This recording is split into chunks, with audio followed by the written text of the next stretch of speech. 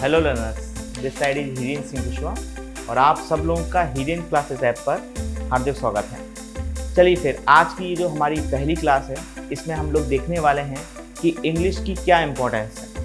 आप चाहे competitive English की पढ़ाई कर रहे हो, चाहे आप स्पोकन इंग्लिश की पढ़ाई कर रहे हो, चाहे आप एकेडमिक सेशन में हो, लेकिन आज के टाइम में इंग्लिश की बहुत इम्पोर्टेंस है। इसी को ध्यान में रखते हुए हम English classes bye Hiren sir एक ऐप लाए हैं जो गूगल पे इंट्रोड्यूस हो चुका है और आज उसकी पहली वीडियो है। तो देखते हैं फिर आज इस क्लास में हम क्या पढ़ने वाले हैं।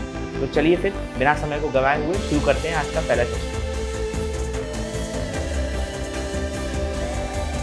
तो दोस्तों, जैसे आप अभी स्क्रीन पर देख पा रहे होंगे, आज का जो मेरा पहला क्लास है वो है कॉम्पिटिटिव इंग्लिश पर बेस्ड। ठीक है, उसमें हम लोग क्या पढ़ेंगे? उसमें हम लोग पढ़ेंगे ग्रामर के बारे में, वोकैबुलरी के बारे में और किस तरह से इंग्लिश का कंपोजिशन होता है। कंपोजिशन यानी ग्रामर सीख गए, वोकैबुलरी सीख गए, लेकिन इसको किस तरह से अप्लाई किया जाना चाहिए ये कई बच्चों को नहीं पता है। 2 साल 3 साल बच्चा पढ़ता रहता है लेकिन उसका कंपोजिशन नहीं सीख पाता है। तो इसी को ध्यान में रखते हुए इस ऐप को बनाया गया है ताकि इंग्लिश से जुड़ी हुई कोई भी प्रॉब्लम हो, आप किसी भी लेवल की पढ़ाई कर रहे हो, आपको प्रॉब्लम ना हो इंग्लिश में। ठीक है, तो जैसे आप अभी स्क्रीन पर देख पा रहे होंगे कि ग्रामर, वोकैबुलरी और कंपोजिशन, ये 3 पिलर्स होते हैं जिस पर हमारी कॉम्पिटिटिव इंग्लिश टिकी होती है। तो इन तीनों पिलर्स को हम अच्छे से देखेंगे और 1 बाय 1 देखेंगे कि इनके क्या बेसिक्स रहते हैं, क्या फंडामेंटल्स रहते हैं और किस तरह से प्रैक्टिस के थ्रू इनको एग्जीक्यूट किया जाना चाहिए। चलिए फिर शुरू करते हैं। जैसा कि देखिए, ऑब्वियस ही बात है, कोई भी चीज शुरू करने से पहले हमें ये पता होना चाहिए कि हमें जाना कहाँ है, पहुंचना कहाँ है, लक्ष्य क्या है, हमारा सिलेबस क्या है। और इस ऐप के थ्रू मैं आपको इंग्लिश का डिटेल्ड सिलेबस, मैं फिर से रिपीट करूंगा, डिटेल्ड सिलेबस। डिटेल पर मैंने एम्फेसाइज इसलिए किया हुआ है क्योंकि मुझे पता है जब चीजों को बहुत फंडामेंटली तौर पर पढ़ लिया जाता है तो चांसेस बहुत कम होते हैं कि आप एग्जाम हॉल में क्वेश्चन ना कर पाए। तो आप अभी स्क्रीन पर देख पा रहे हैं, कुछ हमने 20 चैप्टर्स पढ़े, यानी कि कॉम्पिटिटिव इंग्लिश को हमने पूरा निचोड़ दिया है। Fundamentals, basic fundamentals, verbs, mood, tenses, models, question tags, voice, determiners, nouns, pronouns, articles, conditionals, narration, adjectives, non-finite verbs, adverbs, clause, parsing जिसको subject verb agreement नाम दिया गया है कई सारी टेक्स्ट बुक्स में, conjunctions, prepositions and vocabulary। ये है हमारा एक रूपरेखा, ये है हमको जहां पर पूरे चैप्टर्स पढ़ने हैं। देखिए, इट डजंट मैटर कि आप किस एग्जाम की पढ़ाई कर रहे हैं, आप एसआई की पढ़ाई कर रहे हैं, आप बैंक की पढ़ाई कर रहे हैं, आप एसएससी की, सीडीएस, एनडीए, डिफेंस का कोई भी लेवल की इंग्लिश आप पढ़ रहे हैं, ये मैटर नहीं करता। मैटर करता है कि आपके पास उससे जुड़ी हुई बेसिक फंडामेंटल है या नहीं है। ठीक है, तो कोई भी आप एग्जाम की पढ़ाई करें, शुरुआत हमेशा बेसिक फंडामेंटल से होगी। इसका मतलब क्या है? इसका मतलब यह है कि आपको तलवार चलाने से पहले ये समझना होगा कि तलवार पकड़ते कैसे हैं। ठीक है, तो आपको हर सब चीजों पर डिटेल पे काम करना पड़ेगा। इसी चीज को ध्यान में रखते हुए हमने लोगों ने सबसे पहला जो हमारा है सेशन वो है बेसिक फंडामेंटल्स पर, फिर वर्ब्स पढ़ेंगे, फिर मूड पढ़ेंगे, फिर ये सारे टॉपिक्स हम लोग डिटेल में पढ़ने वाले हैं। अच्छा, एक बात ध्यान रखना आप लोग कि जितने भी टॉपिक्स आपके सामने स्क्रीन पर लिखे गए हैं, यहां पर हम पहले कॉन्सेप्ट्स देखेंगे इनके और उसके बाद इनकी प्रैक्टिस। ये दोनों चीजें बहुत जरूरी हैं। हाँ, फॉर एग्जाम्पल अगर मैं बात करूं नाउन की, बच्चे ने नाउन टॉपिक पढ़ लिया, नोट्स भी बना लिए, वीडियोस भी देख लिए, लेकिन जब एग्जाम हॉल में गया तो नाउन पहचानना नहीं आ पाया उसको नाउन का आइडेंटिफिकेशन नहीं आ पा रहा, नाउन को किस तरह से पहचानते हैं ये ही नहीं आता उसको, और उसने नाउन पढ़ रखा है। दूसरी चीज, पहचान गया है तो उसका एग्जीक्यूशन नहीं आ पा रहा। इसका मतलब क्या है? पहचान कर ली है नाउन की, लेकिन उस नाउन को किस तरह से अप्लाई करते हैं, इंप्लीमेंट करते हैं, यूज करते हैं, वो उसे नहीं आता। तो सही सही बताना, क्या उसने नाउन पढ़ रखा है? मेरे हिसाब से तो नहीं। एक बच्चे को पता है preposition in, on, on, over, above, below, beside, ये सब क्या होते हैं, लेकिन एग्जाम में कौन सा क्वेश्चन किस मेंटेलिटी से पूछा गया है ये बच्चे को नहीं पता है। ये सारे चैप्टर्स को हम लोग कोशिश करेंगे कि सारे चैप्टर एक एडवांस फंडामेंटल्स के थ्रू पढ़ाए जाएं और आपको पूरी प्रैक्टिस के साथ आपके सामने रखे जाएं। ठीक है, तो दोस्तों जैसे कि आप 20 चैप्टर्स अभी देख पा रहे होंगे जो कॉम्पिटिटिव इंग्लिश पर बेस्ड हैं। इस पूरे चैप्टर्स में हम लोग जैसे बेसिक फंडामेंटल वर्ब्स पीडीएफ के थ्रू मैं आपको नोट्स दूंगा, यानी आपको नोट्स लिखने की जरूरत नहीं है। मैं फिर से रिपीट कर दूं, नोट्स लिखने की जरूरत नहीं है, मैं आपको खुद पीडीएफ के डिटेल नोट्स इसमें आपको प्रोवाइड करूंगा। बस आपको किस चीज की है, 1 घंटा कोई भी चैप्टर चल रहा हो, टेंस चल रहा हो, आर्टिकल चल रहा हो, प्रोनाउन चल रहा हो, 1 घंटा पूरा डेडिकेशन के थ्रू मुझे सिर्फ सुनना है, सिर्फ सुनना है और डाउट का सेशन अलग से रखेंगे और चीजों को पूछना है। बस 1 महीना आपको ये करना है। याद रखो, अगर आपने 1 महीना किया तो ये पूरे 20 चैप्टर जो है वो आपको अच्छे से समझ में आ जाएंगे। पहली बात तो पहली चीज क्या हुआ, पहला शीट क्या था, डिटेल सिलेबस। चलिए फिर, तो आपको जो बात ध्यान रखनी है वो ये रखनी है कि इन पूरे 20 चैप्टर के पीडीएफ नोट्स आपको नहीं बनाने हैं, वो पीडीएफ नोट्स मैं आपको सारा दूंगा। आपको जो बात फोकस में रखनी है वो ये रखनी है कि आपको 1 घंटा पूरा मुझे अच्छे से सुनना है। ठीक है, ये तो रहे हमारे डिटेल सिलेबस। अब देखिए क्या होता है कि आज आप 21st सेंचुरी के स्टूडेंट्स हैं, ठीक है ना।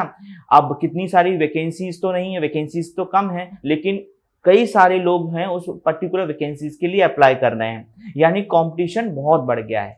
और आपको पता है जब कंपटीशन बढ़ जाता है तो लेवल सेट हो जाते हैं, यानी एक मॉडरेट लेवल हो जाता है और एक हार्ड लेवल हो जाता है। अब आप देखिए कि आपको किस लेवल का स्टूडेंट बनना है, मॉडरेट लेवल का या हार्ड लेवल का। क्योंकि अगर आप मॉडरेट लेवल के साथ डीलिंग करेंगे तो कहीं ना कहीं एग्जाम हॉल में आपको दिक्कत आएगी। फॉर एग्जाम्पल, अगर आपने 6 महीने आप पढ़ लिए हैं कहीं पर, लेकिन आप मॉडरेट लेवल पे पढ़े हैं, नाउन टॉपिक मॉडरेट लेवल पे पढ़े हैं, noun is a name of place, person और थिंग तक ही सीमित हैं बस, और प्रीपोजिशन के कुछ 2-4 क्वेश्चन करके ही आप लोग कॉन्फिडेंस हो गए हैं, आपके अंदर कॉन्फिडेंस आ गया है कि आपने वो चैप्टर अच्छे से पढ़ लिया। पर याद रखो, आपने केवल मॉडरेट लेवल पढ़ा हुआ है, हार्ड लेवल तक आप पहुंचे ही नहीं है। ठीक है, तो मेरी कोशिश ये होगी कि हर चैप्टर को 2 लेवल से देखा जाए, मॉडरेट लेवल और हार्ड लेवल। इजी लेवल जैसी कुछ चीज होती नहीं है।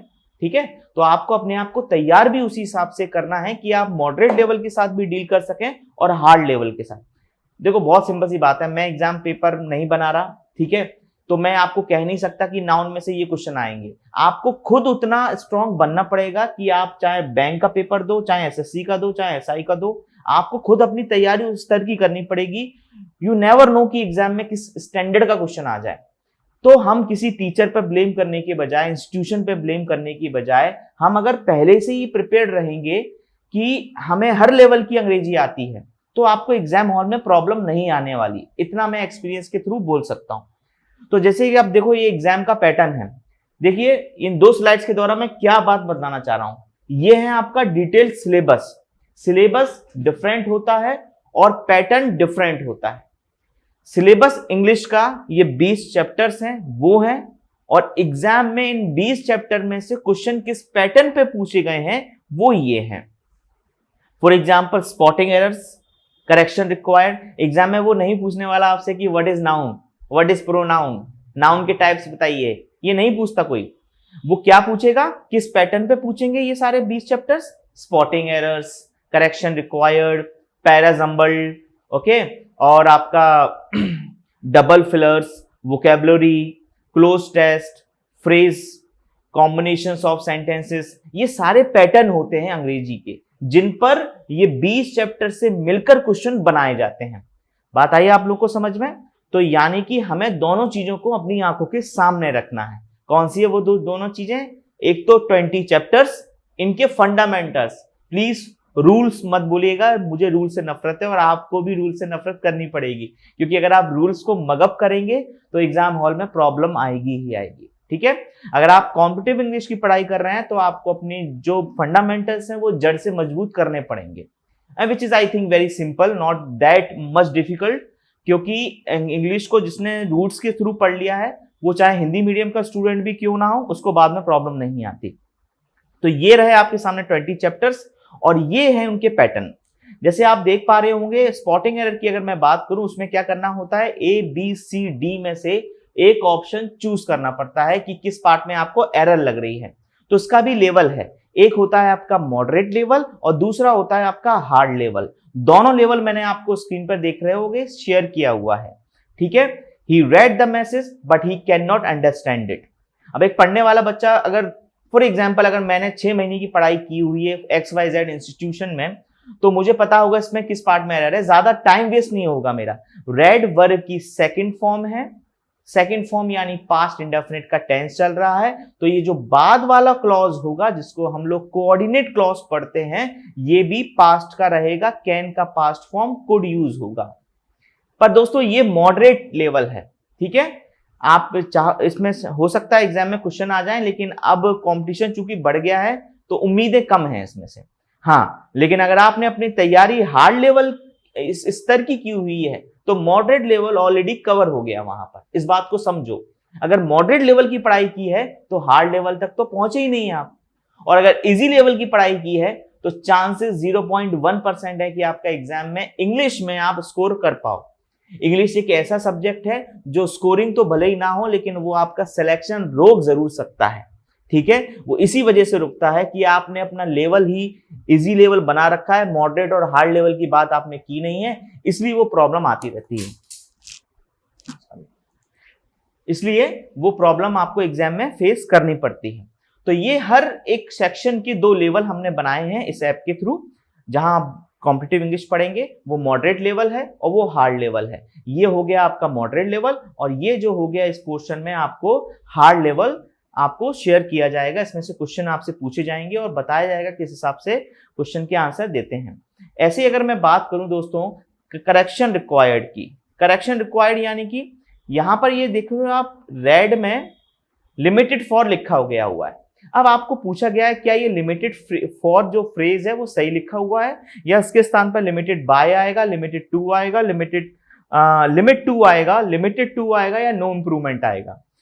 आपने देखे होंगे इस तरह से क्वेश्चन, आपको एग्जाम पैटर्न में आपने देखा होगा कि ये क्वेश्चन एग्जाम में आते रहते हैं। लेकिन ये तो हो गया मॉडरेट लेवल और ये हो गया हार्ड लेवल। आज की जो वीडियो है वो किसी एक पर्टिकुलर चैप्टर को पढ़ाने के लिए नहीं है। आज की ये जो वीडियो है वो ये बताने के लिए है कि कॉम्पिटिटिव इंग्लिश को पढ़ा कैसे जा सकता है, ठीक है। क्या आपका पॉइंट ऑफ व्यू होना चाहिए कॉम्पिटिटिव इंग्लिश को डील करने के लिए। तो हम इस ऐप के थ्रू आपको मॉडरेट लेवल नहीं हार्ड लेवल का पढ़ाएंगे, और मॉडरेट लेवल ऑलरेडी कवर हो जाएगा। इजी लेवल कुछ होता नहीं है जैसा मैंने आपको बताया, ठीक है। तो मॉडरेट लेवल नहीं हार्ड लेवल हम पढ़ेंगे। हम देखेंगे कि देखिए one of my neighbours will sell his house who is going abroad, ये क्वेश्चन है और पूछा गया है क्या ये लाइन सही लिखी है। अगर सही लिखी है तो नो इंप्रूवमेंट आपका आंसर होगा, नहीं तो फिर ABCD में से आप करेक्ट आंसर चूज कीजिए, ऐसा इसमें पूछा गया है। अब आप देख पा रहे होंगे चारों ऑप्शन कहीं ना कहीं सेम ही है। One of my neighbours will sell आ गया यहाँ पर, वन ऑफ माई नेबर आ गया यहाँ पर, ऊपर में नेबर्स आया था, नीचे में बी ऑप्शन में नेबर आया। सी ऑप्शन में देखेंगे ये हु इज गोइंग अब्रॉड, ये जो हमारा एडजेक्टिव क्लॉज है, इस क्लॉज को उन लोगों ने यहां पहले यूज कर लिया। देख पा रहे हो आप, मैंने क्लॉज बोला ना। अब पढ़ने वाले बच्चे को क्लॉज का मतलब अगर पता होगा तो वो अच्छे से इस क्वेश्चन को भी एक्सप्लेनेशन समझ जाएगा इसका। लेकिन जिसका इजी लेवल होगा उसको clause, phrase, complex sentence, compound sentence, ये सारी टर्मिनोलॉजी उसको नहीं आती है। इसलिए मैं कहता हूं आपका अपना स्टैंडर्ड हार्ड लेवल का बनाइए, आप आसानी से इजी और मॉडरेट लेवल कवर अप कर लेंगे, ठीक है। क्या आंसर होगा वो आज की क्लास नहीं है। इसका आंसर क्यों है, क्या है, कैसे है, ये आज की क्लास नहीं है। आज मैंने आपको बस ये बताया कॉम्पिटिटिव इंग्लिश को कैसे पढ़ेंगे, और जैसे जैसे हम लोग लेक्चर को आगे बढ़ाते जाएंगे फिर हर चैप्टर को डिटेल में पढ़ेंगे, चाहे वो नाउन हो, प्रोनाउन हो, एडजेक्टिव हो, या फिर ये पूरे हमारे 20 चैप्टर्स हो जो मैंने आपके सामने अभी स्क्रीन पर शेयर किया हुआ है। तो हर एक जोन का एक लेवल हम लोग सेट करेंगे इस एप्लीकेशन के थ्रू, जिसका नाम है इंग्लिश क्लासेस। ओके, अच्छा यहां देखिए ये पैरा जम्बल्ड भी है। पैरा जम्बल्ड में हम लोग मॉडरेट लेवल देखेंगे। आपने देखे होंगे इस तरह के क्वेश्चन आते हैं पैटर्न पर बेस्ड कि फर्स्ट और सिक्स्थ ये आपको ऑलरेडी गिवन होता है, और PQRS इसको आपको इस तरह से जम्बलिंग करनी पड़ती है, इनका रीअरेंजमेंट करना पड़ता है और फिर आपको राइट आंसर बोलना पड़ता है। ये पैटर्न ओल्ड हो गया है पर अभी भी किन्हीं किन्हीं एग्जाम में पूछा जाता है। लेकिन एडवांस लेवल वो ये हो गया कि आपको एक सेंटेंस दिए जाते हैं, उसमें से आपको करेक्ट सेंटेंस को मतलब सेंटेंस का रीअरेंजमेंट आपको करना पड़ता है, और फिर आपको बताना पड़ता है कि पहले सेंटेंस में क्या है, सेकंड में क्या है, थर्ड में क्या है। फिर हम देखेंगे कि बैंक PO में किस तरह से सेंटेंस रीअरेंजमेंट के क्वेश्चन पूछे गए हैं। इनके हम सब ने लेवल सेट किए हैं। अब देखो डबल फिलर्स भी आप स्क्रीन पर देख रहे होंगे, मॉडरेट लेवल पे लिखा हुआ है। ये पहला ब्लैंक, ये दूसरा ब्लैंक। अब इस ब्लैंक में आपसे पूछा गया है, पहले ब्लैंक के लिए ऑप्शन कॉमा के पहले वाले हैं और दूसरे ब्लैंक के लिए ऑप्शन कॉमा के बाद वाले हैं। ठीक है, इसको मैंने मॉडरेट लेवल पे रखा है। क्यों रखा होगा? क्योंकि इसमें ये जो ब्लैंक्स पूछे गए हैं ये आपके ग्रामर पर बेस्ड है, और ग्रामर पर भी एक टॉपिक पर बेस्ड है जिसका नाम है टेंसेस प्लस वर्ब्स। समझ रहे हैं इस बात को? ये जो ब्लैंक्स है ना, इस ब्लैंक पे में आपको जो पांचों ऑप्शन दिए गए हैं ये टेंस और वर्ब टॉपिक पर बेस्ड है, इसलिए मैंने आपको मॉडरेट लेवल पे यहां रखा गया है। अब देखना, he blank in this company for 5 years। Time दिया है, जब टाइम दिया जाता है तो परफेक्ट कॉन्टिन्यूअस का टेंस बनता है, और आपको देखना पड़ेगा ये सारे के सारे प्रेजेंट टाइम के साथ डील कर रहे हैं। अगर प्रेजेंट के साथ डील कर रहे हैं और टाइम दिया है तो प्रेजेंट परफेक्ट कॉन्टिन्यूअस का टेंस बनता है। प्रेजेंट परफेक्ट कॉन्टिन्यूअस का टेंस आप देख पा रहे होंगे कि सी ऑप्शन में दिया है। ये पैसिव वॉइस में देने की हमें कंफ्यूज हमको किया जा रहा है, और हमें कहीं ना कहीं कंफ्यूज करने की कोशिश इस वजह से की जा रही है कि बच्चा हैज बीन वर्कड लगा दे, लेकिन पढ़ने वाला बच्चा तो लगाएगा नहीं। ठीक है, हैज बीन वर्किंग यहां भी है, हैज बीन वर्किंग सी और ई में है, बी हटाइए, ए हटाइए। अब कहीं ना कहीं सी और ई में जंग चढ़ी हुई है। अच्छा, बाद में देखिए पढ़ते हैं येट। येट का मतलब क्या होता है? जो काम पास्ट में ना हुए और प्रेजेंट में भी उसका इंपैक्ट पड़े। इसको कहां यूज करते हैं? प्रेजेंट परफेक्ट में। ऐसा जो टेंस होता है उसको प्रेजेंट परफेक्ट में यूज करते हैं। ठीक है, ओके। तो प्रेजेंट परफेक्ट में बनाना पड़ेगा हमें ये दूसरा वाला। तो सारे सबूतों को ध्यान में रखते हुए पाया गया कि इस क्वेश्चन का राइट आंसर है हमारा has been working and has not received. ये है हमारा राइट ऑप्शन ई। इसको मैंने इजी लेवल में इसलिए लिखा क्योंकि अगर आपने टेंस टॉपिक या वर्ब टॉपिक पढ़ लिया तो आप आसानी से इस क्वेश्चन को कर लेंगे। लेकिन अब इसी डबल फिलर के पैटर्न का थोड़ा एडवांस लेवल देख लेते हैं। He is so blank in his approach that not a single point ever blank his attention। इसमें आपको ग्रामर के रूल काम नहीं आएंगे, फंडामेंटल्स काम नहीं आएंगे, इसमें आएंगी आपकी वोकैबुलरी, शब्दकोश। आपको पता है एग्जाम में अगर मैं 100% की बात करूं तो 60% जो कवर करता है वो आपका वोकैबुलरी का सेशन करता है, और 40% आपका जो है वो ग्रामर का सेशन कवर करता है। ये जो क्वेश्चन पूछा गया है आपका डबल फिलर्स का, वो आपका वोकैबुलरी से लिया गया है। अगर आपको मेट्रिकुलस, casual, phonetic, deliberate, नेस्टी, escapes, erodes, कॉन्साइट्स, इनके मतलब पता होंगे ना तो ही आप इस तरह के स्टैंडर्ड का क्वेश्चन कर पाएंगे, वरना तो फिर आप वही 100 में से आपके 20 या 30 नंबर ही आ पाएंगे, यानी आप सेक्शन कट ऑफ नहीं पार कर पाएंगे अगर वोकैबुलरी आपका स्ट्रॉन्ग एरिया नहीं है तो। ठीक है, तो ये आप जो डबल फिलर्स हैं वो आपका एक हार्ड लेवल का सेट हो गया।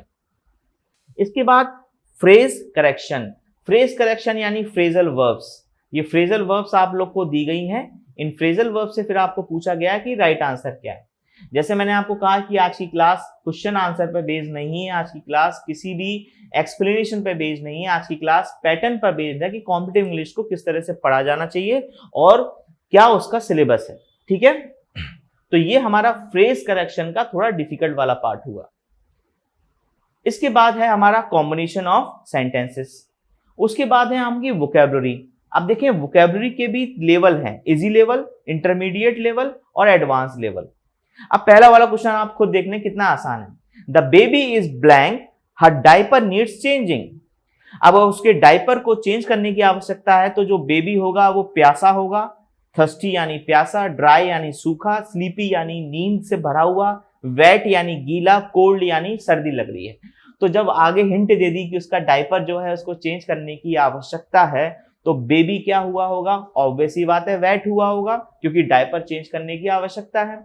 पर इस तरह के क्वेश्चन आपको लगते हैं आएंगे? अगर आएंगे तो उसको इजी लेवल में रखेंगे, यानी कि अगर मान लीजिए बहुत अच्छी किस्मत आपकी रही तब ये क्वेश्चन आएंगे आपके एग्जाम में। लेकिन इजी लेवल की ना इंग्लिश मैं पढ़ाता हूं, ना आपको अपना किसी भी, ना केवल सब्जेक्ट में, आपको किसी भी अपनी लाइफ में इजी लेवल रखना नहीं है। अगर आप इजी लेवल की में ही एडजस्टमेंट कर जाओगे तो आप उन सब चीजों से वंचित हो जाओगे जो आज एडवांस जो अभी अस्तित्व में चल रही हैं। बल्कि अगर आप अपना एडवांस लेवल रखोगे तो इंटरमीडिएट लेवल और इजी लेवल तो ऑलरेडी आप कवर अप कर चुके हैं। ये केवल इस फील्ड में नहीं बल्कि बिजनेस में भी है, बल्कि हर क्षेत्र में है।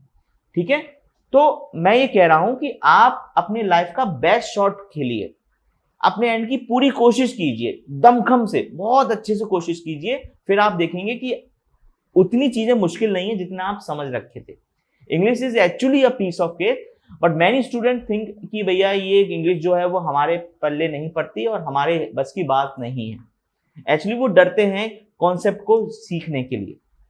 अच्छा, तो ये हमारा दूसरा लेवल है, intermediate, easy level, advance level. हर कोई टॉपिक, हर कोई कॉन्सेप्ट, हर कोई चैप्टर्स, हर कोई वोकेबलरी एक लेवल के थ्रू होकर गुजरती है। हम तीनों लेवल इस ऐप के थ्रू कवर करने वाले हैं, जहां मैं आपको डिटेल में कॉम्पिटिटिव इंग्लिश पढ़ाऊंगा। तो अब आप स्क्रीन पर देख रहे हैं, आपने देखा होगा मैंने आप जो स्लाइड आज की जो शुरू की थी वो शुरू की थी एग्जाम के जो कॉम्पिटिटिव इंग्लिश का जो हमारा सिलेबस है उससे। ठीक है, अगर मैं अभी पीछे जाऊं और आपको मैं शो करूं, देखिए एक बार ये देखिए, ये जो मैंने आपको स्लाइड दिखाई थी इसमें मैंने आपको बताया था डिटेल्ड सिलेबस कॉम्पिटिटिव इंग्लिश का। 20 चैप्टर्स हैं, 20 चैप्टर्स को हम लोग वीडियोस के थ्रू और पीडीएफ नोट्स के थ्रू कवर करेंगे, जिसमें आपकी each and every aspects of fundamental will be covered. ठीक है, और अब ये जो लास्ट वाली स्लाइड है इसमें मैं आपको क्या शो करना चाह रहा हूं, इसमें मैं आपको शो करना चाह रहा हूं कि इन 20 चैप्टर में क्वेश्चन किस पैटर्न पे आता है। कभी भी एग्जाम में प्रीपोजिशन पूछा नहीं जाएगा सीधा सीधा कि what is on, what is at, what is over, right, पूछा जाएगा वो आपसे इस पैटर्न पर बेस्ड। तो ये हैं आपके 14 पैटर्न, 14 पैटर्न जिन पर आप चाहे एसआई की, एसएससी की, बैंक की, किसी भी लेवल की एग्जाम की पढ़ाई कर रहे हो, वो 14 पैटर्न पे पूछी जाएंगी। स्पॉटिंग एरर्स हैं, फिलर्स हैं, सिनोनिम्स, एंटोनिम्स हैं, समानार्थी जिसको हम बोलते हैं, और विलोम शब्द जिसको हम लोग हिंदी में बोलते हैं एंटोनिम्स को, spellings, odd one sentences, word uses, sentence completion, word analogy, cloze test, sentence improvement, reading comprehension, idioms and phrases और पैराग्राफ जम्बल। यानी मैंने अपना यहां से 200% कोशिश की है कि आपको कॉम्पिटिटिव इंग्लिश में कोई प्रॉब्लम ना है। हर एक सिलेबस को, हर एक एस्पेक्ट्स को डिटेल में कवर किया हुआ है। ओके, एक एडिशनल स्टफ और है, द हिंदू न्यूज़पेपर। यानी आपको द हिंदू न्यूज़पेपर हम क्यों पढ़ाना चाहते हैं, क्या है, उससे क्या मिलता है सर, इसमें इतना क्या बेनिफिट्स होता है कि यूपीएससी का पढ़ाई करने वाला बच्चा भी द हिंदू जैसा अखबार पढ़ता है। आईएएस की जो पढ़ाई करता है उसको पता है द हिंदू की इंपॉर्टेंस क्या है। उसकी इंपॉर्टेंस यह है कि वहां पर आपको ग्रामर, वोकैबुलरी और ट्रांसलेशन आसानी से समझ में आ जाते हैं। इस ऐप के थ्रू हम लोग देखेंगे कि द हिंदू को, यानी किसी भी अखबार को, न्यूज़पेपर को कैसे पढ़ा जाना चाहिए, क्या क्या उसके इंपॉर्टेंट एस्पेक्ट्स होते हैं। मैंने एसआई के कई सारे स्टूडेंट से ये बात सुन रखी है, सर रीडिंग कॉम्प्रिहेंशन बन नहीं पाती, लॉन्ग पैसेजेस बन नहीं पाते सर अंग्रेजी समझ में नहीं आती सर उसका ट्रांसलेशन समझ में नहीं आता सर वोकैबुलरी याद नहीं हो पाती सर। तो अगर आपकी भी ये कई सारी समस्याएं हैं जो 80% बच्चों को होती हैं, तो you are at a right place, आप एकदम सही स्थान पे हैं अभी यहाँ पर। और अगर आप भी उन समस्याओं से गुजर रहे हैं, जैसे कि आपका हिंदी मीडियम है और अंग्रेजी आपको समझ में नहीं आती, आप सालों से पढ़ाई कर रहे हैं, लेकिन आप जब एग्ज़ाम हॉल में जाते हैं तो आपका क्वेश्चन पेपर होता है वो आपको बिल्कुल भी समझ में नहीं आता, उसके आंसर्स आपके पास में नहीं होते। अगर आप उन स्टूडेंट्स में हैं जिन्होंने आप 6 महीने 1 साल से इंग्लिश पढ़ रखी है लेकिन एडवांस लेवल को टच नहीं कर पाए हैं, यानी एग्जाम मतलब नाउन आता है, सब चीज़ें पढ़ रखी हैं, किसी कोचिंग में पढ़ रखा है, किसी XYZ ऐप पर पढ़ रखा है, लेकिन कॉन्फिडेंस नहीं आ पाता, यानी हार्ड लेवल आप लोगों ने मैच नहीं किया हुआ अभी। तो ये सभी कैटेगरी के जो स्टूडेंट्स हैं, अगर आप लोग को वो समस्या आ रही है, if you think that English is not a piece of cake, download the app. मेरी जो ऐप है हीरेंद्र क्लासेस जिसका नाम है, वो ऐप स्टोर से आप लोग डाउनलोड कर सकते हैं और वहाँ पे आपको डिटेल सॉल्यूशन मिलेंगे किस तरह से इंग्लिश को पीस ऑफ केक बनाया जा सके। ठीक है, तो मैं आपको मिलता हूँ इस ऐप पर जहाँ मैं आपको डिटेल में वीडियोस और PDF नोट्स दूंगा। ठीक है, तो आई स्ट्रांगली होप कि आप लोग अपनी सेहत का अच्छा ध्यान रख रहे होंगे। Keep working hard for your dreams and take care of your self and your parents. नमस्कार।